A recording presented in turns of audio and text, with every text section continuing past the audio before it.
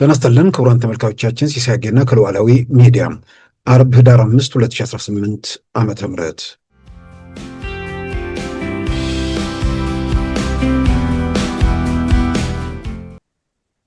ሰዎች አንድ ነገር ብቻ እንዴት እንደሚያዩ አይገባኝም። የተባበሩት መንግስታት ሪዞሉሽን 1907 የሚባለው ኤርትራ ምን ነበር? አልሻባብን ትረዳለች፣ እስላማዊ ንቅናቄ እስላማዊ ጽንፈኛ ንቅናቄዎችን ትደግፋለች፣ ለአካባቢው ደህንነት ምናምን የሚል ጠንቅ ነች የሚል ነገር ተዘርዝሮ ጦር መሳሪያ መግዛትም ሆነ መሸጥ የሀገሪቱ ባለስልጣናት የመዘዋወር መብት እቀባዎች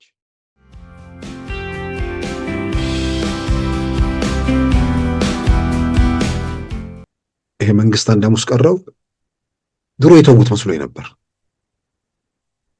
ከምሬ ነው የምለው። የሆነ አንድ ሐሙስ ቀረው እየተሸበረ ነው፣ እየተንቀጠቀጠ ነው። የሚያሸብረው የሚያንቀጠቅጠው ምናምኑ ነገር አይታይም። ሰው ራሱ ጭንቅላት ውስጥ በሳለው በቅዠት እየባነነ በቅዠት እየባከነ ይኖራል።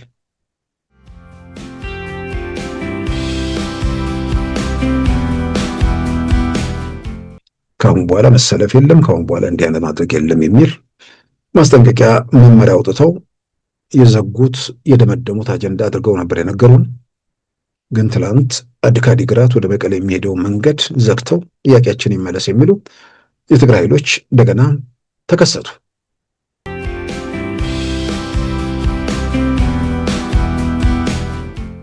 በዛሬ ፕሮግራማችን በእነዚህና በሌሎች ወቅታዊ ጉዳዮች ላይ ትኩረት አድርገናል። አሁን ወደ ዕለቱ ዜናም እናመራለን። በኢትዮጵያና ኤርትራ መካከል ያለው ውዝግብ ከድንበርና ወደብ ባሻገር የዘለቀ መሆኑን ዶክተር ጌዲዮን ጢሞቴዎስ ገለጹ። በሁለቱ ሀገራት መካከል ያለውን ልዩነት በንግግር ለመፍታት እንቅፋት የሆነው የፖለቲካ ፍላጎት እጦት ብቻ ሳይሆን ጠንካራ ተቋማዊ ስርዓት በኤርትራ አለመኖሩ ያስከተለው እንደሆነም አብራርተዋል። ሆርን ሪቪው መጽሔት ከአዲስ አበባ ዩኒቨርሲቲ ጋር ባዘጋጀውና ዲፕሎማቶች ጭምር በተገኙበት ትናንት በተካሄደ መድረክ ማብራሪያ የሰጡት ዶክተር ጌዲዮን ጢሞቴዎስ ከ70 ዓመታት በላይ በኢትዮጵያና ኤርትራ መካከል አንዴ በፌዴሬሽን ሌላ ጊዜ በውህደትና በመገንጠል የቀጠለው ውዝግብ በ1990 ዓ.ም ያስከተለውን ጦርነት አስታውሰዋል። ያ ጦርነት በአልጀርስ ስምምነት መቋጨቱን፣ ሆኖም ጦርነትም ሰላምም የሌለበት ሁኔታ ለሁለት አስርተ ዓመታት መቀጠሉን በመዘርዘር ለውጡን ተከትሎ የኢትዮጵያ መንግስት በወሰደው ደፋር እርምጃም ኤርትራን ወደ ዓለም አቀፉ መድረክ መመለስ የተቻለ ቢሆንም የሁለቱ ሀገራት ሰላማዊ ግንኙነት በኤርትራ መንግስት ሳቢያ በአጭር መቀጨቱን ዘርዝረዋል። አሁን በኢትዮጵያና ኤርትራ መካከል ያለውን ውዝግብ በቀላሉ የወደብና የድንበር አድርጎ መመልከት እንደማይገባም፣ ይልቁንም ጥልቀት ያለው ፖለቲካዊ፣ ተቋማዊና ታሪካዊ ሁኔታዎችን መሰረት ያደረገ መሆኑን ዶክተር ጌዲዮን ገልጸዋል። የኤርትራ መንግስት በኢትዮጵያ የጠላትነት ዓላማ እያራመደ በኢትዮጵያ ግጭቶች ሁሉ መሳሪያ በመሆኑ በሰላም አብሮ መኖርን አስቸጋሪ አድርጎታል ያሉት የኢትዮጵያው የውጭ ጉዳይ ሚኒስትር ዶክተር ጌዲዮን ጢሞቴዎስ ይህም ከአቶ ኢሳያስ አፈወርቂ መርህ ወይንም አስተሳሰብ የመነጨ መሆኑን ገልጸዋል። ኤርትራ ሀገር ሆና የምትቀጥለው ኢትዮጵያ ስትታመስ ነው የሚለው የፕሬዝዳንቱ አስተሳሰባቸው ለትብብር አስቸጋሪ ሆኖ መገኘቱን አመልክተዋል። ኢትዮጵያ ከአካባቢው ሀገራት ጋር በኢኮኖሚያዊ ትብብርና ትስስር በጋራ የመበልጸግ ራዕይ እንዳላት የገለጹት ዶክተር ጌዲዮን ጢሞቴዎስ የታሪክ የባህልና የቋንቋ ትስስር ያላቸው ኢትዮጵያና ኤርትራ ይበልጥ በጋራ ማደግ የሚችሉበት ሁኔታ ላይ ኢትዮጵያ ያላትን ፍላጎት አመልክተዋል። ዓለም አቀፉ ማህበረሰብ በሁለቱ ሀገራት መካከል ያለውን ውጥረት ለማርገብ ምን ያደርግ በሚል በአዲስ አበባ የፈረንሳይ አምባሳደር ከሆኑት ሬሚ ማህዙሽ ለቀረበላቸው ጥያቄ ዶክተር ጌዲዮን ጢሞቴዎስ በሰጡት ምላሽ ዓለም አቀፉ ማህበረሰብ የኤርትራ ኃይሎች የኢትዮጵያን የግዛት አንድነት መድፈራ ቸውን በማያሻማ መንገድ በግልጽ በአደባባይ እንዲያወግዝ ጠይቀዋል። የኦሮሞ ነጻነት ሰራዊት ሲያሰለጥናቸው የነበሩ 68 ወጣቶችን የሀገር መከላከያ ሰራዊት በቁጥጥር ስር እንዳዋላቸው አስታወቀ። ታዳጊዎቹን አዳራሽ ውስጥ በመሰብሰብ የሀገር መከላከያ ሰራዊት በፎቶግራፍ አስደግፎ ባሰራጨው መረጃ የኦሮሞ ነጻነት ሰራዊት ወይም ሸኔ ታጣቂዎችን በመደምሰስ በስልጠና ላይ የነበሩትን ታዳጊዎችን በቁጥጥር ስር መዋሉን አስታውቋል።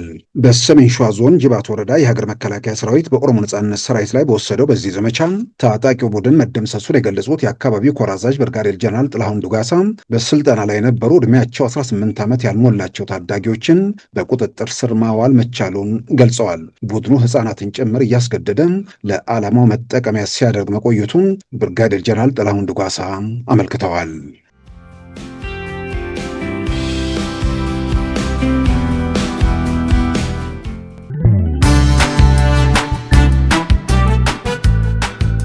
ሉዓላዊ ሚዲያን ይደግፉ። ስራዎቻችንን ለብዙ እንድናደርስ ሰብስክራይብ፣ ሼር፣ ላይክ በማድረግ ሉዓላዊ ሚዲያን ያጠናክሩ። እውነትን እንዘግባለን፣ ኢትዮጵያዊነትን እናቀነቅናለን። መድረኩ ግን ለሁሉም አመለካከት ክፍት መሆኑን እናረጋግጣለን። ሉዓላዊ ሚዲያ።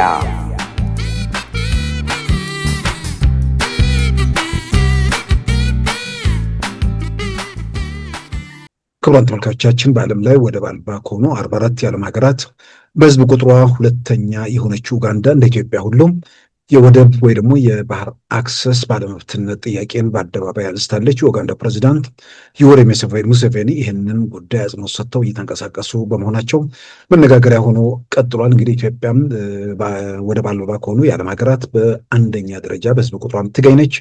ኡጋንዳ ደግሞ በሁለተኛ ደረጃ ላይ የምትገኝ ሀገር ነች። እንግዲህ ራቅ ብለን ከሄድን ደግሞ በሶስተኛ ደረጃ ላይ የምትገኘው በኤዥያ የምትገኘው አፍጋኒስታን ነች። አፍጋኒስታን ወደብ አይደለም አሁን ሌላ ነገር ማሰብ የሚችሉበት ሁኔታ ውስጥ አይደሉም። በታሊባን አገዛዝ በኋላ ቀሩ ቡድን ስር የወደቀች ሀገር ነች። እንዲህ አይነት ጥያቄ ላይ ያነሱ የሚችሉበት ሁኔታ አለ ተብሎ አይታመንም። ሌላው ቀርቶ እውቀትን፣ ስልጣኔን የሚጻረሩ ወገኖች ስለሆኑ ከነሱ ጋር ተያይዞ መቼም የባህር አክሰስ ወይ ደግሞ ሌላ ነገር ሊጠይቁ የሚችሉበት እድል አለ ብዬ አላምንም። የኡጋንዳ ጥያቄ መነሳት እንግዲህ ሙሴቬኒ የጸጥታ ስጋትም አንስተዋል። ባህር ኃይል ማደራጀት እንደሚያስፈልግ አጽንኦት ሰጥተዋል። እነዚህ ሁኔታዎች የግድ የባህር በር ባለቤትነትን ያስፈልጉናል የሚል ነገር ነው። አፓርትመንቱ ላይ አብረን ሰፍረን መውጫ በር ግን ብቻችንን ተከልክለናል በሚል ነው እንግዲህ ጥያቄውን ገፍተው እየሄዱበት ያሉት። እንግዲህ ኢትዮጵያም በዓለም ላይ ትልቋ ወደብ አልባ ሀገር ነች። ህዝብ ቁጥሯ ትልቅ ነው። ከ130 ሚሊዮን ህዝብ የሚቆጠር የሚሞላ ህዝብ ያላት ሀገር የባህር አክሰስ የላትም። ከባህር አክሰስ ጋር ደግሞ ተያይዞ የጸጥታ ስጋትም አብሮ የሚነሳበት ሁኔታ ነው ያለው። ምናልባትም የኡጋንዳው መሪ ዩዌሪ ሙሴቬኒ ይህን ጉዳይ በዚህ ጊዜ ያነሱት በአንድ በኩል ኢትዮጵያ ወገን የሚነሳው ነገር ያበረታታል፣ ጥያቄ ውስጥ የሚገባ ነገር አይደለም። የኢትዮጵያ ወገን የሚነሱ መከራከሪያዎች የጸጥታ ስጋት የባህር ኃይል ከማቋቋም ጋር የሚያያዙ ነገሮች አሉ። ምክንያቱም እዛ ለቀይ ባህር በቅርብ ርቀት ላይ ሆኖ ከባህር ላይ ለሚወነጨፉ የትኛው ነገር መከላከል የሚቻልበት ሁኔታ ራሷ ለመፍጠር ያው የህልውና ስጋት ነው። በሌላም በኩል ወደብ ያንተ እስካልሆነ ድረስ በምታስገባውና በምታስወጣው ነገር ላይ ዋስትና የሚሰጥ ነገር አለመኖሩ ራሱም የሉዓላዊነት ጥያቄ ያስነሳል። ከዛም ባሻገር አሁን ኡጋንዳ ወደዚህ ነገር የበለጠ ተገፋፋች ብዬ በግል የማምነው ምልክቶችም ትንተናዎችም ከሚያሳዩት ነገሮች አንዱ ታንዛኒያ ውስጥ የተፈጠረው ሁከት ነው። ታንዛኒያ ውስጥ ከምርጫ ጋር ተያይዞ ከፍተኛ ሁከት ተፈጥሯል። ከሁከቱ ጋር ተያይዞ በወደብ እንቅስቃሴው ላይ ያሳደሩ ተጽዕኖ አለ። ስለዚህ የራስን ሀገር በዋናቸው መንገድ ሰላማዊ አድርገ የተረጋጋ ሁኔታ ፈጥረ ብትጓዝ እንኳን ወደብ ወይ ደግሞ የባህር አክሰስ የምታገኝበት ወደብ የምትጠቀምበት ሀገር ሰላም እስካልሆነ ድረስ ያንተ ኢኮኖሚ ያንተም ጸጥታ አብሮ ተያይዞ አደጋ ውስጥ የሚወድቅበት ሁኔታን ጭምር ያረጋገጠ በመምጣቱ ምናልባትም ሀገራቱ የቅኝ ግዛት ውሎችን መሰረት ተደርጎ የተሰመሩ ነገሮች ትልልቅ ሀገሮችን ወደብ አልባ የባህር መውጫ እንዲያጡ ያደረገ ነገር ስለሆነ ምናልባት ከሀገሪቱ ጋር የሆነ መውጫ ነገር ለሁሉም መፈለጉ ጥሩ ነው። የኢትዮጵያ በተለየ ሁኔታ የምናየው ነገር ቢሆንም ሌሎቹም ሀገራት ተመሳሳይ፣ ሩዋንዳም በተመሳሳይ ወደብ አልባ ሀገር ነች። የህዝብ ቁጥሯ ሲታይ ትንሽ አነስ ይላል እሷም።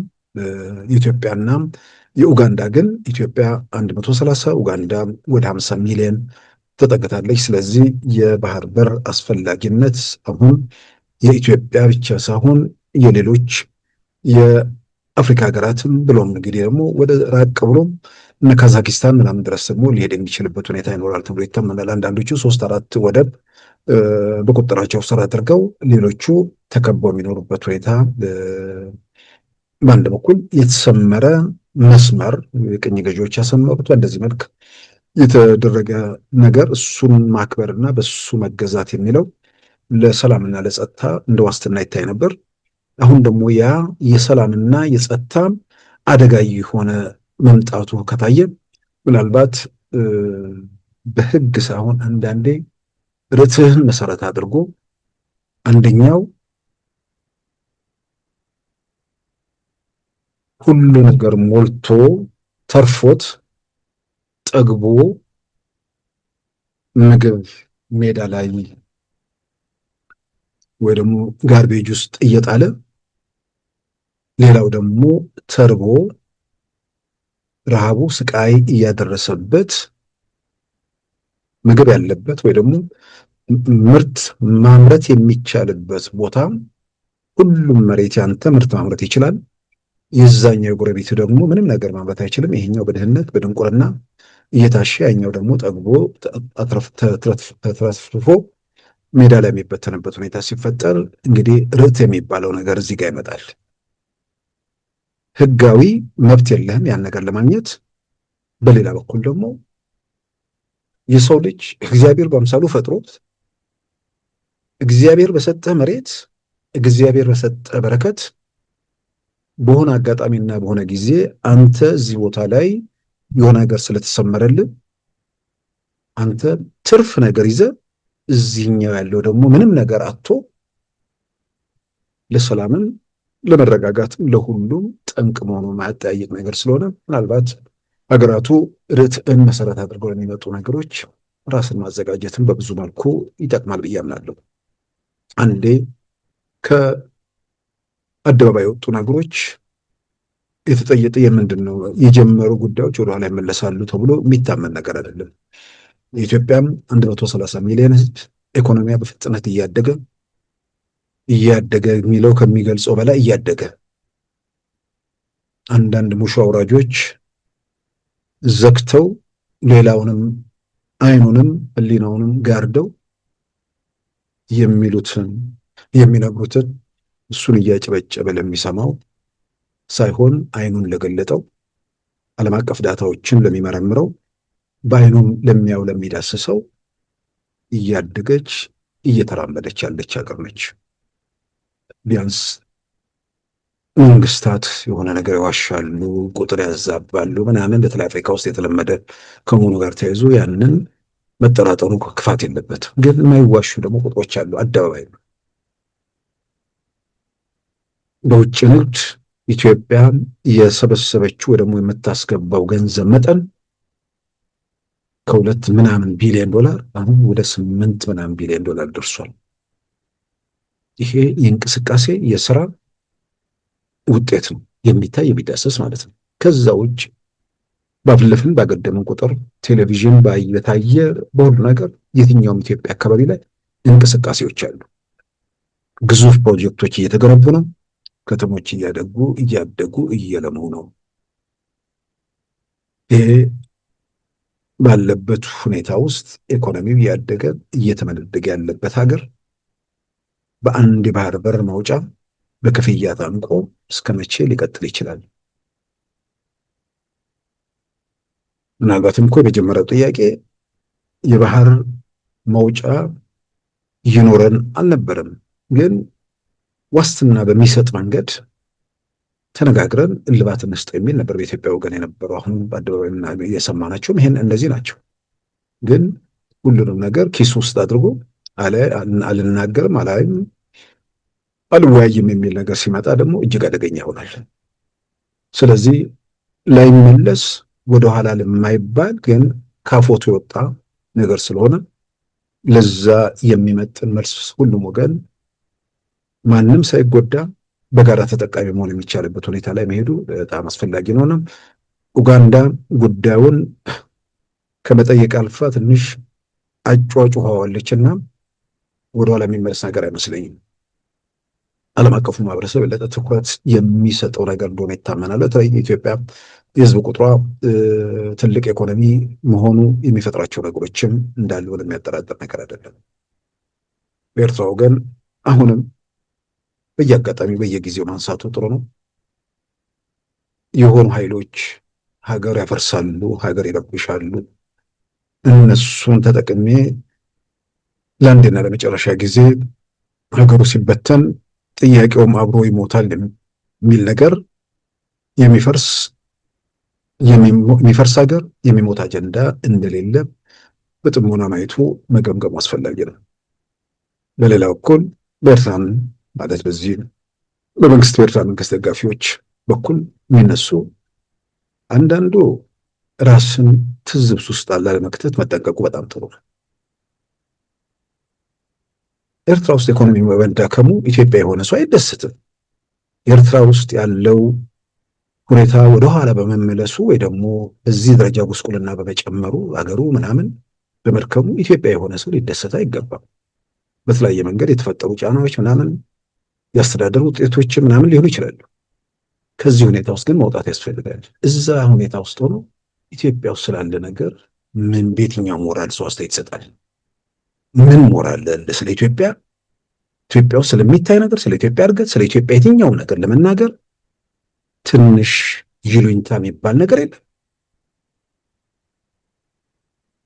ኢትዮጵያን ከመንደርነት ከተሞቿን ከመንደርነት ወደ ዘመናዊ ከተማነት እየተለወጠ ያለ ሀገር ነው።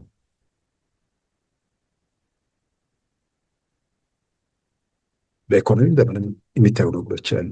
የህዝብ ቁጥር እየጨመረ ተጨማሪ ስራ እድሎች፣ ተጨማሪ ሰራተኞች መፈጠራቸው ይሄንን አብሮ እኩል ለማስኬድ ያው አንዱ ኢኮኖሚ ጫናውን የሚፈጥረው የወደብ መውጫ ምናምን ነው። ስለዚህ እነዚህ ነገሮችን መሰረት አድርጎ ኢኮኖሚውም የበለጠ በተረጋጋ ሁኔታ ውስጥ ይቀጥላል። የኑሮ ውድነት ኢትዮጵያ ውስጥ መኖር ያን ያህል ለምን ትልቅ ጉዳይ እንደሚሆን አይገባኝም። የኑሮ ውድነት ትናንትም ነበር፣ ዛሬም አለ። መጠራጠር የሌለብን ነገም ይቀጥላል። ጥያቄው የኑሮ ውድነቱ ከቁጥጥር ውጭ እንዳይወጣ፣ ግሽበቱ ወደ 2 ዲጂት እንዳያድግና ወይ ደግሞ 2 ዲጂት ያለው ወደ 1 ዲጂት ዝቅ እንዲል የማድረግ ነገር ነው።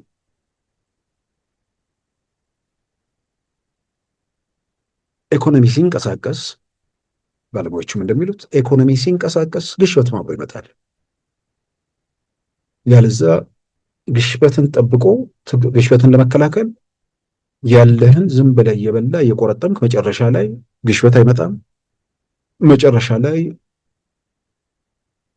በአፍጤም መደፋት ይሆናል ማለት ነው። ምናልባት ባለሙያዎቹ ለሚሉት ነገር እንደ ማሳያ እንደ ማስረጃም የሚሆነው ህዝባዊ ወያነ ሓርነት ትግራይ ወደ ኢትዮጵያ ፖለቲካ ስልጣን በ1983 ከመጣ በኋላ እስከ 1997 ድረስ ይሄ ነው የሚባል ብዙ የሚጋነን ግሽበት አልነበረም ኢትዮጵያ ውስጥ። ለዛ እንደ ማሳያ ለመውሰድ ብዙ ጊዜ መጠቅሰው ነው። እንደው በደርግ መንግስት ሲወድቅ 983 ምናምን አካባቢ ማኛ ጤፍ 105 ብር አካባቢ ነበር። እስከ 1997 ድረስ 200 ምናምን ብር ነው የገባው። በኋላ ትንሽ ምርጫ 97 አካባቢ 315 ብር ማኛ ጤፍ ገባ ተብሎ እንደውም በእናንተ ምንድን የቅንጅት ሰዎች እናንተ በፈጠራችሁት ግርግር የእህል ዋጋ ተወደደ 285 የሆነ 315 ገባ ተብሎ ክስ ቀርቦባቸው ማስረጃ ፍርድ ቤት ቀርቧል። አንዳንዱ በልብ ወለድ ተረት እንደሚያወራው ሳይሆን የምናገረው ነገር በመጽሐፍ ላይ የተሰነደ ነው። ራሴ ያሳተምኩት የቃሊቲ መንግስት መጽሐፍ ላይ ይሄ ቁጭ ብሏል። ምናልባት አያይዤ ለማንሳትም እናንተ በፈጠራችሁት ግርግር ጉዳት የደረሰባቸው ተብሎ የአባላዘር በሽተኞችም ማስረጃ ቀርቦ ነበር። አንዳንዴ ሰዎቹ እንደሚታመሙ ብናውቀው ነገር ቢሆንም አይ ያለ ምክንያት ይሄን አያደርጉም። ኦኬ ሊሆን የሚችለው እነዚህ ሰዎች የዛን ጊዜ ግርግሩ በተፈጠረበት ወቅት ሴቶች ተደፍረዋል። የተደፈሩት ሴቶች በአባለዘር በሽታ ተጠቅተዋል። ስለዚህ ያ ነው ሆኖ የሚል ጥያቄ ስናነሳ ወንዶችም አሉበት የአባለዘር በሽተኞች። የዛን ጊዜ ለመክሰስ ተብሎ የሚቀርቡ ማስረጃዎች እጅግ አስገራሚ ሀገር ነበር እና ወደ ኑሮ ውድነቱ ስመለስ ምርጫ 97 በተለይም ከ1993 በኋላ ህወሓት ተከፍሎ እስከ 97 ባለው ጊዜ ውስጥ የነፍሳቸውን ይማርና የአቶ መለስ መሪ ቃል ከዛ በኋላ በነገራችን ላይ ከ93 በኋላ መሪ ሆነው ወጥተዋል። ጥያቄ ውስጥ የማይገባ ነገር መሪ ሆነው ወጥተዋል ስል በቡድን አይደለም የሚመሩት፣ ብቻቸውን ፈላጭ ቆራጭ ነበሩ። በነገራችን ላይ በየትኛውም መንገድ አሁንም ማምንበት መሪ በቡድን መምራት የለበትም። አማካሪ ኑሮ በፖሊሲ በምናምን ላይ በጋራ ይወስኑ። አንድ ሰው ብቻው መወሰን እስካልቻለ ድረስ የኮሚቴ ነገር ፍየልን አሳምረን እንሰራለን ብሎ ግመልን እንደመፍጠር እንደሚባለው ማለት ነው። ኮሚቴ ያበላሻል እንጂ ኮሚቴ የሚያስተካክለው ነገር የለም። የቡድን አመራር ብዙ ጊዜ ውድቀት ነው። ስለዚህ እሳቸው ከ93 በኋላ የህወሓት ለሁለት ሲከፈል ቁልፍ የሚባሉ ሰዎች ከሂደቱ ከወጣው ላይ እሳቸው ገዝፈው ገነው ሁሉን ነገር በመዳፋቸው አድርገው ወጡ። ከዛ በኋላ እስከ ዛሬ ድረስ እስከ 93 ማለት ነው ለ10 ዓመታት ኢትዮጵያ ውስጥ ዲሞክራሲ መሰረት እንዳይይዝ ወይ ደግሞ ዲሞክራሲ ኢትዮጵያ ውስጥ እንዳይገነባ እንቅፋት የሆኑት ህወሓት ውስጥ የነበሩ ከኛ የተገለሉት ሰዎች ናቸው ብለው እነሱን ወንጀለው ከዛ በኋላ አዳዲስ እርምጃዎች ተጀመሩ። ጥያቄ ውስጥ የማይገቡ ከነዛ ውስጥ አንዱ ኢትዮጵያ ውስጥ የግል ሚዲያ የሚባል ፓርላማ ውስጥ መግባት አይችልም ነበር፣ ለመዘገብ አይፈቀድም ነበር። ፓርላማ መግባት እንዲችሉ ተደረገ። የግል ሚዲያ ሰዎች መንገድ ላይ ድንገት አንድ ፖሊስ የማዕከላዊ ምርመራ ፖሊስ ድንገት የሚያውቀውን አንድ ጋዜጠኛ ካየ ይሄ ሰው ምናልባት ክስ ቢኖርበትስ ብሎ ከመንገድ ላይ ዝም ብሎ ይዞት ይሄዳል። ከዛ ይሄድና ፋይል ተገላብጠውም ብሎ ክስ ካለበት በዛው ይቀራል። ክስ ከሌለበት ወደ ቤቱ ይሸኛል። ከዛም ባሻገር ሰዎችን ከቤት ከምናምን እየወሰዱ ማሰር ምናምን ነበረ። አቶ መለስ ሁሉን ነገር ካረጋገጡ በኋላ እንዳልኩት ፓርላማ መግባት ተቻለ። ከሚዲያ አንጻር ያለውን ነው። የግል ሚዲያዎች ከመንገድ መያዝ አይደለም፣ ክስ ሲኖርባቸው ይደወላል። ክስ ቀርቦባቸዋል መተህ ቃል ስጥ ይባላል። እንደዚህ አይነት ማሻሻያዎች እየተደረጉ መጡ። የዲሞክራሲ የምርጫ ሳይሆን የህልውና ጉዳይ ነው። የግድ ዲሞክራሲ ለኢትዮጵያ ያስፈልጋታል የሚል መፈክር ይስተጋባ ነበር። በዚህም የተነሳ ምርጫ 97 ሲደርስ ሜዳው ተከፋፈተ። እስከ ምርጫው 2 ድረስ ተአምራዊ ነበሩ ለመናገር። ምርጫ የሚባል ኢትዮጵያ አታውቅም ነበር። በደርግ ጊዜ ምርጫ የሚባል መቼም እሱን ምርጫ ብሎ የሚያነሳ ሰው አለ ብዬ አላምንም። በምርጫ የሚደረግ ተውኔት ነበር። በኢትዮጵያ ቴሌቪዥን ድሮ ያየነው በጣም አስታውሰው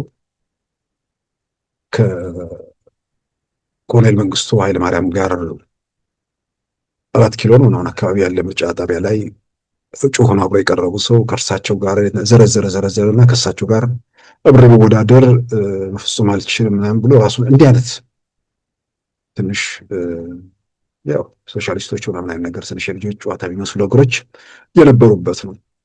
ቲፒኤልኤፍ ወደ ስልጣን ከመጣ በኋላ ምርጫ ላይ ሲቀልድ ነው የኖረው። 86 ተካሂዷል፣ 92 ተካሂዷል። ምርጫ ነበር ብሎ ቲያትር ነበር። 97 ላይ ግን እናቶ ስዬን እናቶ ተወልደን ስለወነጀሉ አቶ መለስ መድረኩን በነፃነት ዲሞክራሲ እናደርጋለን ባሉ መሰረት ከፈቱት። ዲሞክራሲ የምርጫ ሳይሆን የህልውና ጉዳይ ነው በተባለ መሰረት ሜዳው ተከፈተ። ትርጉም ያላቸው የምርጫ ክርክሮች ተካሄዱ። የምርጫ ክርክር ምን እንደሆነ አናቅም ነበር። ያው ዝም ብሎ በፊት የሚደረገውን አይደለም። ይሄ በደንብ ደንበኛ ምርጫ ክርክር። ከዛ በኋላ ምርጫው ደረሰ። ምርጫው እነሱ እንዳሰቡት እነሱን መንግስት አድርጎ እንደማይቀጥል ሲያረጋግጡ በታሪክ ውስጥ ምናልባት በዓለም ላይ ይኖር ይሆን የገዢ ፓርቲ ሰው በምርጫ ስለተሸነፈ ምርጫ ይደገም ተብሎ እናቱ በረከት እናቱ አባዱላ ምናምን ከተሸነፉ በኋላ ምርጫ ተጭበርብረናል ብለው በምርጫው ተደገመ።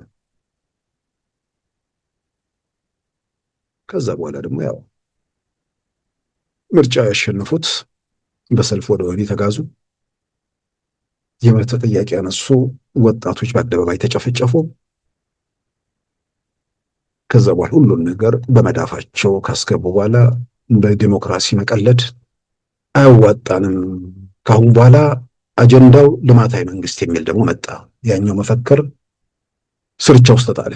ዲሞክራሲ የምርጫ ሳይሆን የህልውና ጉዳይ ነው የሚለው ለካ ዲሞክራሲ ወንበር አያጸናም፣ ዲሞክራሲ ወንበር ያሳጣል የሚል እምነት ላይ ከደረሱ በኋላ እሱም ስርቻ ውስጥ አሉትና ጊዜው ምንድነው ልማታዊ መንግስት የሚለው አጀንዳ ተቀነቀነ። ከዛ በኋላ ኢትዮጵያ ንግድ ባንክ ምናምን ከፍተኛ ያሉ በቢሊዮን የሚቆጠሩ ዶላሮች በብድር በምናምን እየወጡ ኢኮኖሚው እንዲንቀሳቀስ ተደረገ። መንገዶች ምናምን እና በጣም ብዙ ነገሮች ላይ እንቅስቃሴ ታየ። ስለዚህ ያ ሲሆን በአንድ ጊዜ ቀደም እንዳልኩት ከ1983 እስከ 2000 እስከ 1997 ለ14 ዓመታት አካባቢ 100 ምናምን ብር ምናምን አካባቢ ነበር በጤፍ ዋጋ ላይ እንኳን ጭማሪ ነበረው። ከዛ በኋላ ኢኮኖሚው ላይ ብዙ ገንዘብ ሲበተን ኢኮኖሚው ሲነቃቃ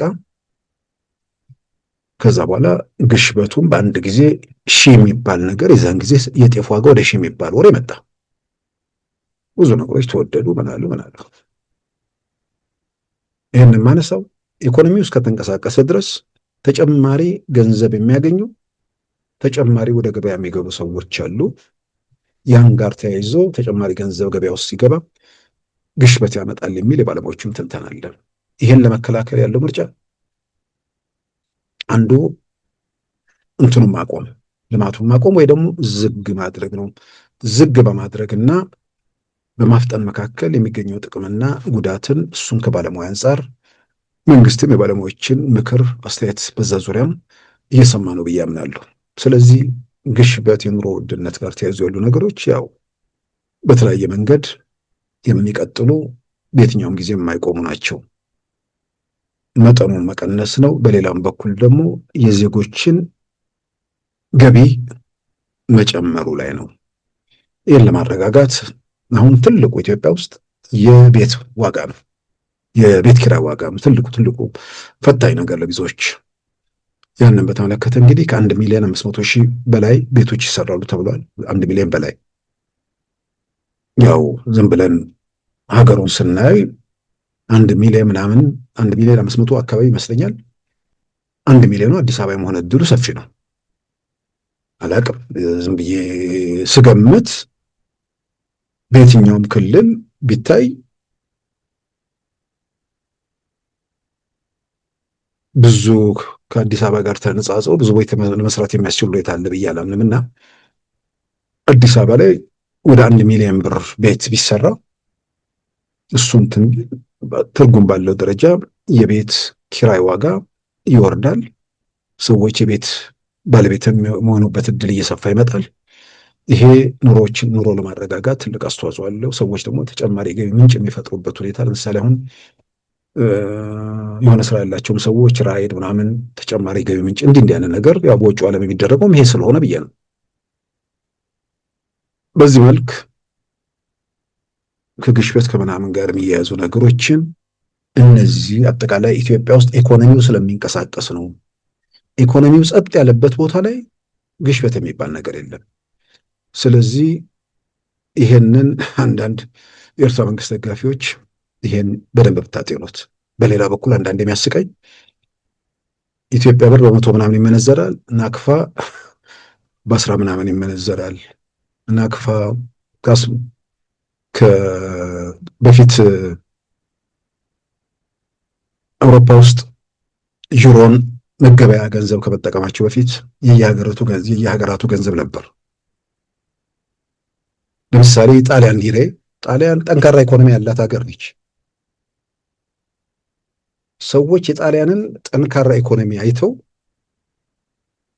ለስራ ሄደው እዛ አበል ምናምን ተከፍሏቸው 40 ሺህ ነው ምናምን የሚባል 40 ሺህ ሊሬ ምናምን ይዞ ወደ አዲስ አበባ የተመለሱ ሰዎች ታሪክ ሰምቻለሁ። እሱ አዲስ አበባ ሲገባ መኪና ስለመግዛት ነው የሚያስበው። 40 ሺህ ሊሬው ከኢትዮጵያ ብር ጋር ሲተያይ ግን በጣም ዝቅ ያለ ብር ነው። ያን የኢትዮጵያ ብር $2 ነው ምናምን፣ ሁለት ብር $1 የሚመነዘርበት $1 በ2 ብር የሚመነዘርበት ጊዜ ማለት ነው። የብሩ ቁጥር ከዶላር አንጻር ከፍና ዝቅ ማለት የኢኮኖሚው ደካማነትና ጥንካሬን ብቻውን የሚያሳይ ነገር አይደለም። ኢትዮጵያ እኮ ገታው ዝም ብላ በደርግ ጊዜ እኮ 2 ብር ነበር። 2 ብር በገበያ ዋጋ የሚወሰን ነው። ስለዚህ 2 ብር ወይ ደግሞ 5 ብር አድርጎ እኮ መቆም ይቻላል። ግን ተጨባጩ የገበያ ሁኔታ አይደለም። ተጨባጩን የገበያ ሁኔታ የሚወስነው ገበያው ሲንቀሳቀስ፣ ኢኮኖሚው ሲንቀሳቀስ ነው። ኢኮኖሚው መንቀሳቀስ ባልቻለበት ሁኔታ ውስጥ ያለ መረዳትና ያንን ለመገንዘብ የሚያስቸግሩ ሁኔታዎች አሉ። ስለዚህ ከጣሊያን ሊሬ የኢትዮጵያ ብር ይበልጥ ነበር። በተጨባጭ ግን የጣሊያን ኢኮኖሚ የኢትዮጵያን ኢኮኖሚ በብዙ ሺህ ያጥፍ የነበረበት ሁኔታ ነው። ገንዘብ ብቻውን እንደዛ መለኪያ ተደርጎ አይታይም። ስለዚህ አንዳንዴ ዝም ብሎ ለዚህ ምንድነው እንትኑ ስላለው ሰው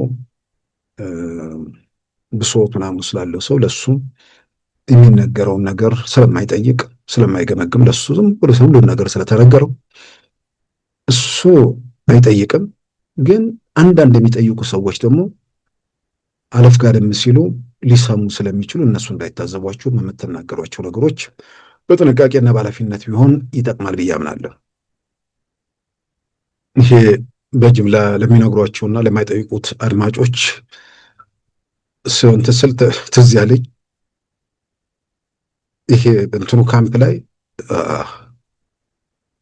ይሄ መንግስት አንድ ሐሙስ ቀረው ድሮ የተውት መስሎኝ ነበር። ከምሬ ነው የምለው። የሆነ አንድ ሐሙስ ቀረው እየተሸበረ ነው፣ እየተንቀጠቀጠ ነው። የሚያሸብረው የሚያንቀጠቅጠው ምናምኑ ነገር አይታይም። ሰው ራሱ ጭንቅላት ውስጥ በሳለው በቅዠት እየባነነ በቅዠት እየባከነ ይኖራል።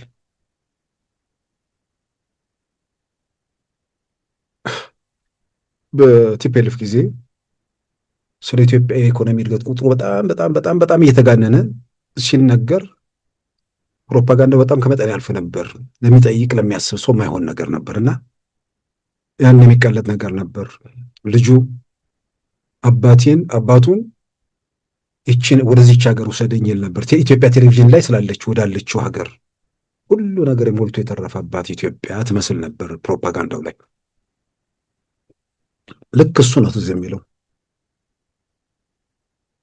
በራሳቸው ቅዠት እየባከነ ሰው ይኖራል እንዴ? አርስቱ እኮ ነው የሚገርመኝ። ከዛ አርስት ጋር ፎቶቸው የሚለጠፍ ሰዎች እንዴት እንደማይሸመቀቁ አይገባኝም።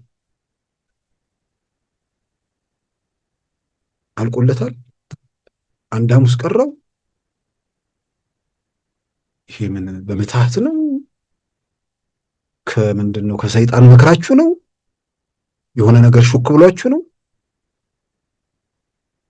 ይህንን የሚያምንና ይህን የሚከተል ደግሞ መኖሩ እጅግ በጣም የሚቀርብ ነው።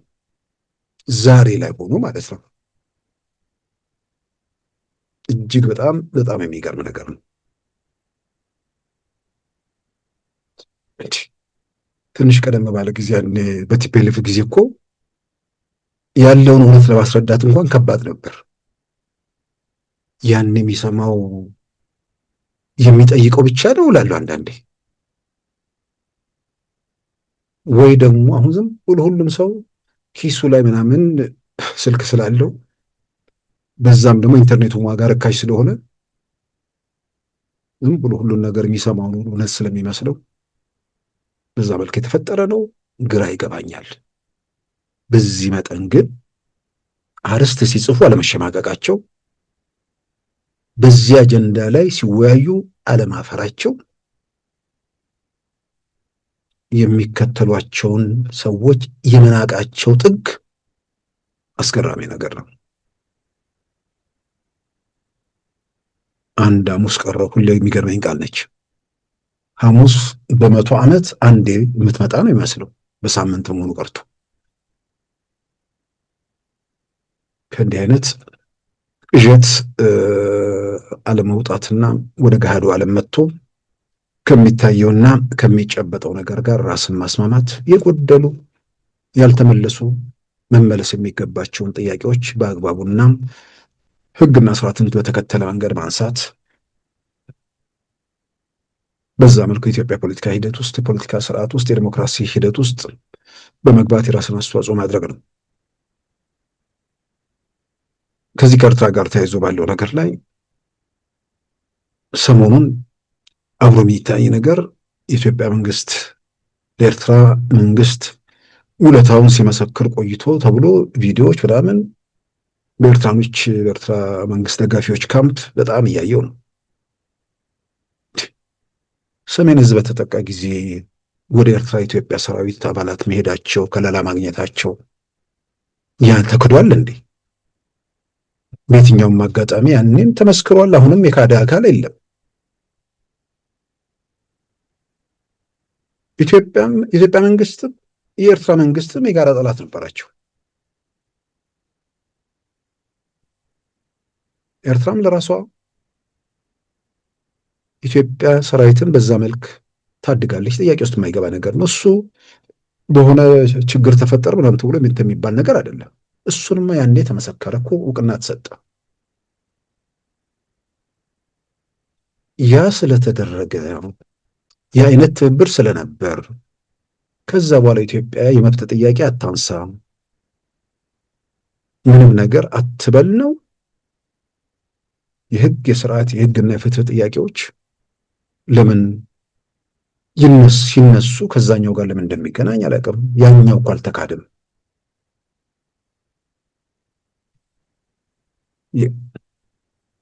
ወደዛ ሲሄዱ ከለላ አግኝተዋል።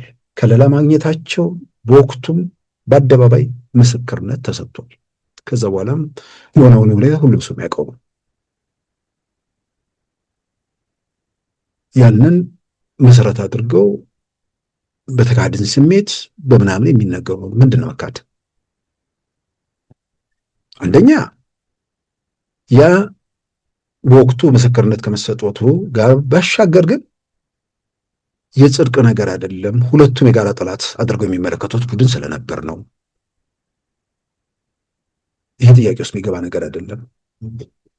የኢትዮጵያ መንግስት ወደ ኢትዮጵያ ፖለቲካ ስልጣን ሲመጣ ማለት አዲሱ ጠቅላይ ሚኒስትር አብይ መንግስት ወደ ስልጣን ሲመጣ ለኤርትራም ውለታ ውለዋል። ሰዎች አንድ ነገር ብቻ እንዴት እንደሚያው አይገባኝም። የተባበሩት መንግስታት ሪዞሉሽን 1907 የሚባለው ኤርትራ ምን ነበር? አልሻባብን ትረዳለች፣ እስላማዊ ንቅናቄ እስላማዊ ጽንፈኛ ንቅናቄዎችን ትደግፋለች፣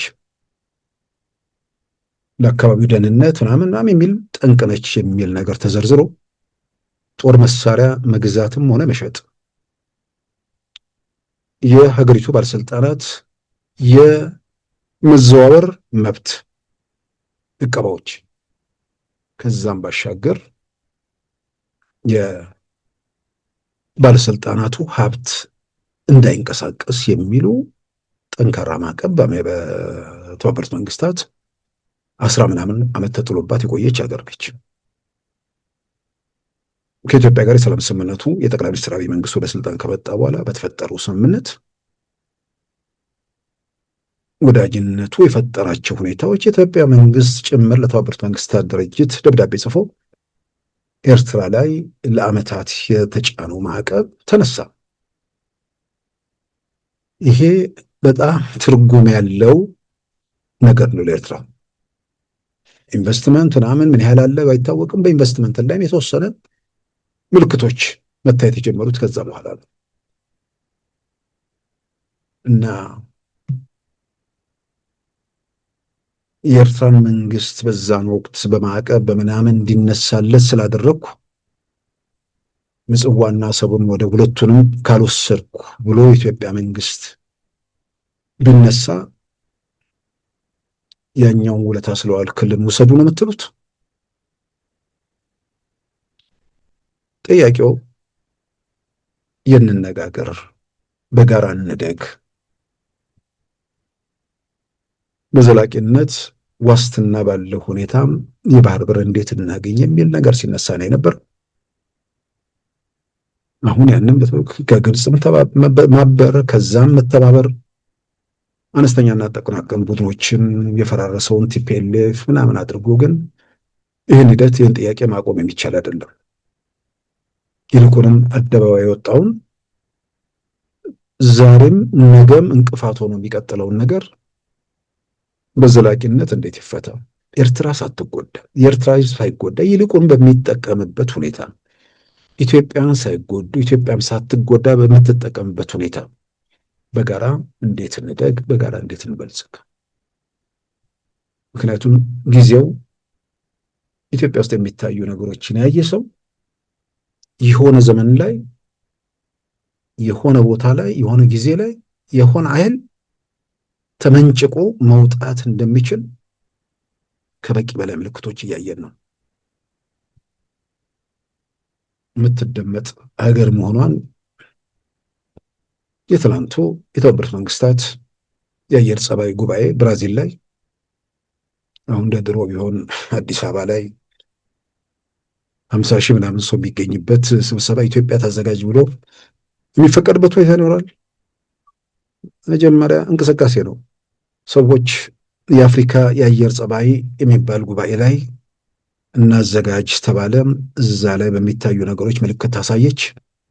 ከምንም በላይ ደግሞ ግሪን ሌጋሲ በሚል ያለማቋረጥ የተሰሩ ስራዎች የፈጠሯቸው ነገሮች አሉ። ስለዚህ በዓለም አቀፍ ደረጃ የአየር ጸባይ ጉባኤን ኢትዮጵያ እንድታዘጋጅ ሲወሰን ምን ማለት ነው? ኢትዮጵያ የት ጋር ያለችው የሚለውንም የሚመልስ ነገር ነው። እንዲህ መለወጥ፣ አብሮ ማደግ የሆነ ጊዜ ውስጥ ከነበረ ነገር እስረኛነት መውጣት በጣም ወሳኝ ነው። በቃ የሆነ ጭቅጭቅ ነበር። ፌዴሬሽን ፈረሰ፣ ፌዴሬሽን እንዲያለ ምናምን እንዲያለ ነገር ነበር። ከዛ ሂደት ውስጥ መውጣት ነው በጣም የሚያስፈልገው። ወደ ተሻለ ምዕራፍ ውስጥ መሄዱ በብዙ መልኩ አስፈላጊ ነው። ይሄ ነው ለሁላችንም የሚጠቅመው የሚያዋጣው። ስለዚህ ማህበራዊ ሚዲያ ላይ በሚሰረግ ጫጫታ በሆዚና በዚያ በሚፈጠሩ ግርግሮች ኢትዮጵያ ላይ የሚመጣ የሚለወጥ የሚከተል ነገር እንደሌለም ማስገንዘቡና መገንዘቡ ለሁሉም ተገቢ ይመስለኛል። ከዚሁ ጋር ተያይዞ ህዝባዊ ወያነ ሓርነት ትግራይ ያው አንድ ቦታ ላይ ቆመ ቡድን አለ። መቼና የት እንደሚንቀሳቀስ መቼ ወደ አንደኛው ክፍለ ዘመን እንደሚመጣ የማይታወቅ ያው እድሎች፣ ጊዜዎች፣ አጋጣሚዎች ከፊቱ ሆነው ከዛ ውድቀትና ውድመት በኋላ እድልና ጊዜ አግኝቶ አጋጣሚ አግኝቶ የትግራይን ህዝብ ለመካስ የኢትዮጵያንም ህዝብ ለመካስ አማራጭና እድሎች ያሉት ቡድን ተመልሶ ወደ ጦርነት፣ ተመልሶ ወደ ቀውስ፣ ተመልሶ ወደ አዘቅት ለመንደርደር የሚያደርገው ጥረት ጋር ተያይዘ በተወሰነ ደረጃ በየቀኑ በየጊዜው የምናያቸው ነገሮች የሚያበረታቱ ነገሮች ናቸው። የሚያበረታታው ምንድን ነው? ጦርነት ተነስቶ የሰው ደም ሳይፈስ ግጭቶች ሳይበረክቱ ነገሮች እልባት ለማግኘት ያላቸውን እድል የሚያሰፉ ነገሮች በህግና ፕሪቶሪያ በተደረገው ስምምነት መሰረት አንድ መቋጫ የሚገኝበት ምዕራፍ ላይ ጉዞ በተጀመረበት ወቅት ያን ለማደነቃቀፍ አላስፈላጊ ምንድን ነው ግምገማ ውስጥ እየገቡ ቅዠት ውስጥ እየባከኑ ነው። ማህበራዊ ሚዲያ ላይ ያለውን ግርግር አይተው አንድ ሐሙስ ቀረው ምናምን የሚባለውን ትንተና እየሰሙ እውነት ይሆን ወይ እያሉ የሚቃዡ የቲፒኤልኤፍ ሰዎች ያሉ ይመስለኛል። ያ ካልሆነ በዚህ አይነት የቅዠት ትንተና ተደናግረው ካልሆነ ሰው በራሱ ላይ ሞትን ያውጃል፣ በራሱ ላይ ውድቀትን ይጠራል። የክብር መውጫ ተሰጥቶት ተዋርጄ ያብቃልኝ ብሎ በእንዲህ መልኩ ይንቀሳቀሳል። የፕሪቶሪያ ስምምነት 1 2 3 ተብሎ ብዙ ጊዜ ተዘርዝሯል። እንደውም ብዙ ሰው እንደ መጽሐፍ ቅዱስ ያውቀዋል፣ እንደ ቅዱስ ቁርአንም በደንብ ስንት ስለተባለ በተደጋጋሚ ስለተሰራበት ማለት ነው። ሰላም ያስፈልገናል የሚሉ የትግራይ ታጣቂዎች ባለፈው ወር እንቅስቃሴ ያደረጉ፣ አንደኛ የመብት ጥያቄ ያነሱ፣ በሌላም በኩል የሰላም አስፈላጊነት ላይ አጽንኦት ሰጡ። ቢያንስ መንገዶች እየዘጉ ምን እያሉ ከጥቅምት 3 እስከ 7 ትንሽ አሸብረዋቸው ነበር የቲፒኤልኤፍ መሪዎችና ወታደራዊ አዛዦቹ። ከዛ በኋላ ያው ስብሰባ ውስጥ በየመድረኩ በየምናምኑ ሰብስበው ያው እንደለመዱት ማዕከላዊ መንግስት ስልጣን ላይ በነበሩበት ወቅት እንዳደረጉት ሁሉ ይቅርታ ምናምን የሚል ነገር አስጠይቀው ከአሁን በኋላ መሰለፍ የለም፣ ከአሁን በኋላ እንዲህ አይነት ማድረግ የለም የሚል ማስጠንቀቂያ መመሪያ አውጥተው የዘጉት የደመደሙት አጀንዳ አድርገው ነበር የነገሩን። ግን ትላንት ከአዲግራት ወደ መቀሌ የሚሄደው መንገድ ዘግተው ጥያቄያችን ይመለስ የሚሉ የትግራይ ኃይሎች እንደገና ተከሰቱ። ይሄንንም ሄዶ አስፈራርቶ ማቆም ይቻላል፣ ግን ስንት ቀን ይቆማል ነው። ያኛው ወር ጠብቆ ፈነዳ። የደሞዝ ጥያቄ አንስተዋል። ቤት እንሰጣቸዋለን፣ መሬት እንሰጣቸዋለን ተብሏል። ያንን ወደ ተግባር እስካልቀየሩ ጥያቄው ግን እሱ ብቻ አይደለም፣ ሰላም ይፈልጋሉ። ቤቱን የሚሰጠን የምንሰራው ልንኖርበት እንጂ ቤቱን ሰርተን ልንሞት አይደለም። ስለዚህ ሰላም እንፈልጋለን የሚለውን ደግሞ በግልጽ አመልክተዋል። ስለዚህ ቤት ሲፈልጉ ቤት ከካምፕ ወጥተው ቤት ገብተው ህይወትን እንደሌላው ለመኖር ነው፣ ከነበሩበት ቀውስ መውጣት የሚፈልጉት።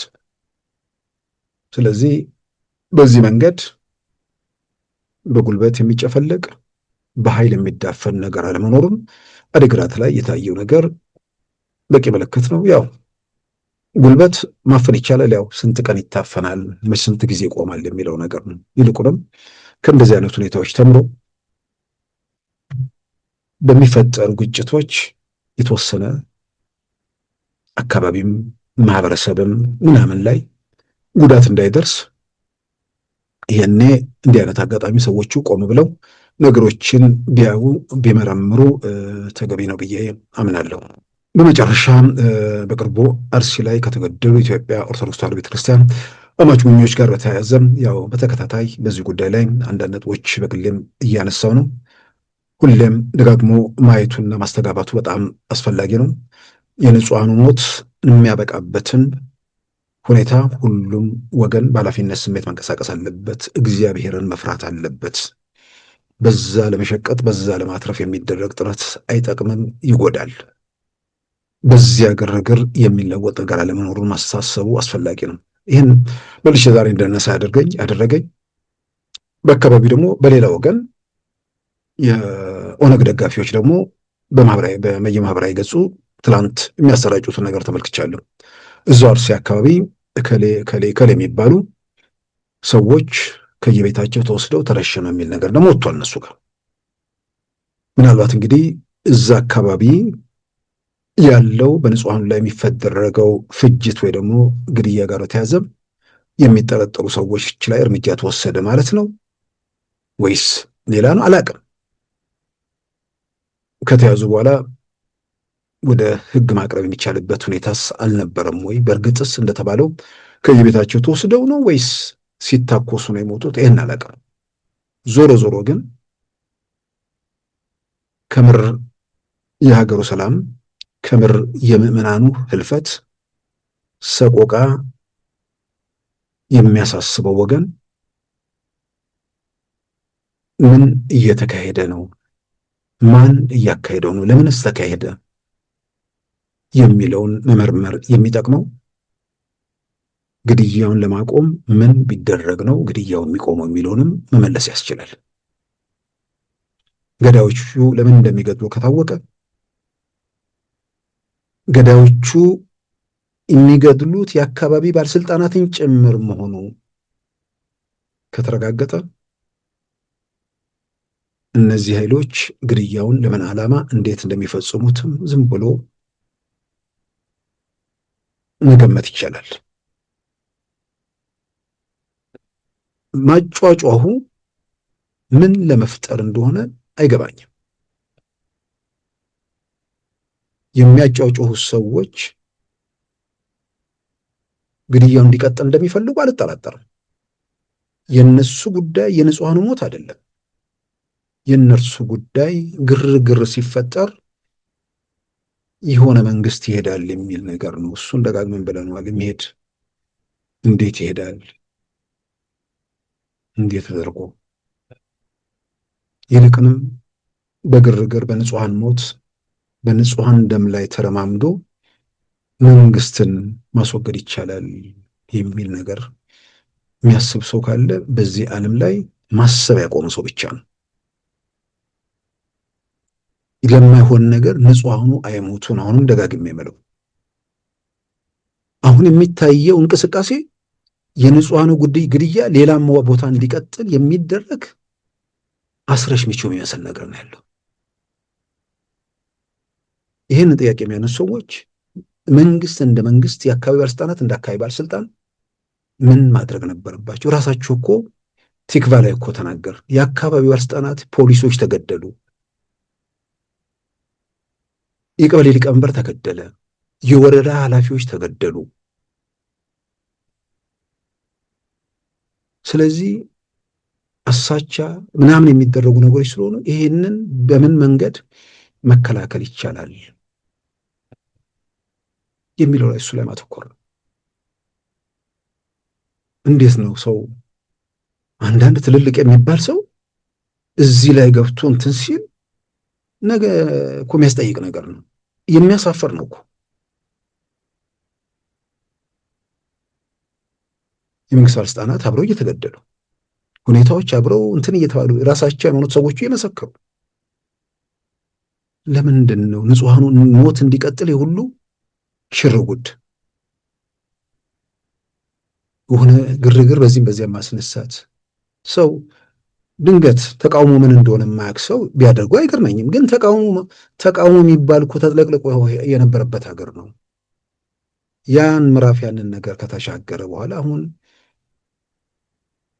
ለመንግስት በንጹሃን ሞት የሚገኝ ነገር በፍጹም ሊኖር አይችልም። ገዳይም ሙሾ አውራጅም በየአጋጣሚ በየጊዜው ለነዚህ ደጋግሞ ማሳሰቡ አስፈላጊ ነው። እንደው ሰበብ የሚፈልጉ ሰዎች ቦሌ አካባቢ ቦሌ መድኃኔዓለም መውጫው መግቡ አካባቢ ታርሷልና እስካሁን ላይ ዝም እንዳሉ ይገርመኛል። ምክንያቱም እንትናል ያኔ ምንድነው መስቀል አደባባይ ሊሰራ ሲል በቃ ከዚህ በኋላ ምን አለን ተወሰደብን እንዳሉት ማለት ነው። ደጃፉ ላይ ያ ኮሪደር መጥቷል። ዘምኖ በጣም ጥሩ መግቢያ እንደሚሆን የሚያጠራጥር ነገር አይደለም። ሁል ጊዜ እንዲህ አይነት እንትን በጣም በጣም የሚያሳፍር ነገር ነው። ግን ደጋግሜ እንዳነሳ የሚያደርገኝ በጣም የሚያም ነገር ስለሆነ ይሄ የተበተነው ድምፁ የጠፋው ሁሉ እንደገና እችን ለማጫጫው ከየጎሬው መጥቶ እንትን ሲል በጣም በጣም የሚያሳፍር ነው። ድርጊቱ ለምን እንደተፈጸመ ያውቃሉ። የእነርሱ ጩኸት ድርጊቱ እንዲባባስ እንደሚያደርግ ያውቃሉ። ሲባባስ ግን እነሱ ሜዳው ላይ ለመቆየት ያላቸውን እድል ያሰፋል። መንግስት እንደማይለወጥ ያውቁታል። አሁን ደግሞ ሰሞኑን ዶናልድ ትራምፕ ናይጄሪያን በተመለከተ ያነሱት ነገር ስላለ የሆነ ነገር ይልኩልናል ብሎ ሰው ሊሆን ይችላል። እሳቸውን ትኩረታቸው ቬኔዙዌላ ላይ ነው። እንግዲህ የቬኔዙዌላን ፕሬዚዳንት ማዱሮን ከስልጣን እናወርዳለን ብለው እንቅስቃሴ አለ። ያው በአንድ በኩል ያስተባብላሉ። ቬኔዙዌላም ራሷን ወታደሮቿን ከቦታ አንቀሳቅሳለች። እንግዲህ ቬኔዙዌላ ውስጥ የሚሆነው ነገር እንግዲህ ራሱን በቻለ ዓለም አቀፍ ትኩረት የሳበ ነገር ስለሆነ እሳቸውም ዓለምም ወደዛ ነው ግዙፍ መርከቦችም ምናምን አስጠግተዋል። ስለዚህ ስራ አለባቸው። የሚሰሙበት የሚያደምጡበት ጊዜም የለም። ቢሰሙም ቢያደምጡም የሚለወጥ ነገር የለም። ይልቁንም ራሳችን እነዚህ አይነት አረመኔዎችን ከእንዲህ አይነት ድርጊታቸው የሚታቀቡበትን ነገር ማድረግ እየተቻለ እነርሱ የሚበረታቱበትን ነገር ከማድረግ መቆጠቡ ኃላፊነት የተሞላበት ተግባር ነው ብዬ አምናለሁ። ክቡራን ተመልካቾቻችን የዛሬ አርብ ህዳር 5 2018 ፕሮግራማችን በዚሁ ተጠናቋል። ጤና ይስጥልን።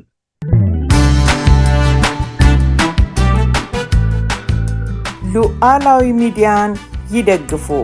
ስራዎቻችንን ለብዙ እንድናደርስ ሰብስክራይብ፣ ሼር፣ ላይክ በማድረግ ሉዓላዊ ሚዲያን ያጠናክሩ። እውነትን እንዘግባለን፣ ኢትዮጵያዊነትን እናቀነቅናለን። መድረኩ ግን ለሁሉም አመለካከት ክፍት መሆኑን እናረጋግጣለን። ሉዓላዊ ሚዲያ